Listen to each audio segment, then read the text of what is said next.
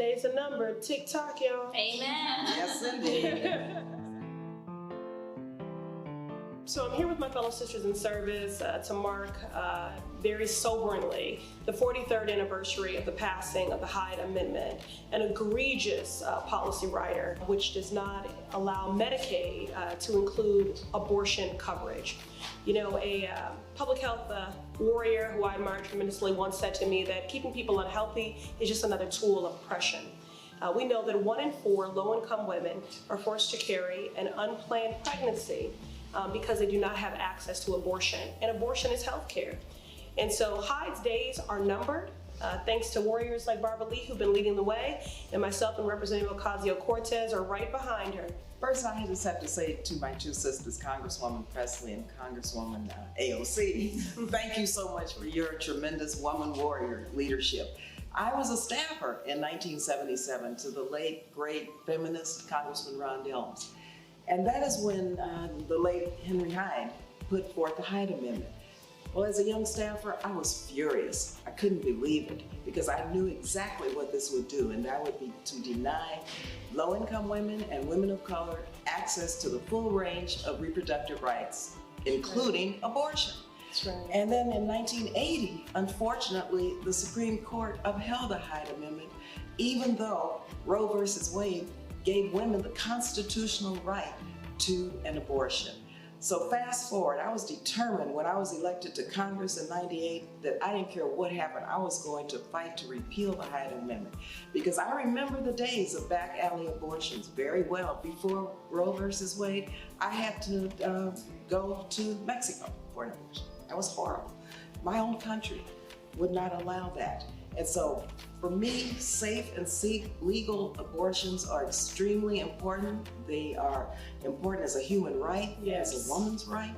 And in fact, now, my bill, the Each Woman Act, thanks to the phenomenal young women around the country, we have 169 co-sponsors to repeal the Hyde Amendment. But I'm gonna tell you, Ayanna, AOC, it was really hard because Democrats thought it was too radical. And so finally I said enough is enough. We introduced it.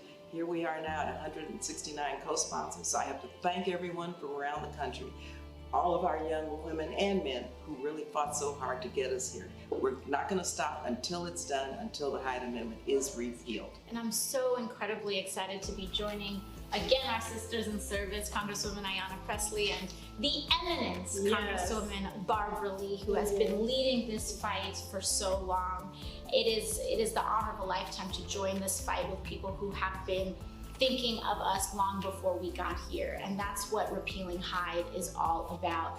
Our access to reproductive justice and reproductive freedom should not be income-based. And repealing Hyde means that low-income women, women who are incarcerated, non-binary people who need access to an abortion can get it, not because they are wealthy, but because they are an American here. They are a person in the United States of America. And so this year we have been fighting hard. We have been rallying the troops around Barbara Lee's Each Woman Act, which works to repeal Hyde.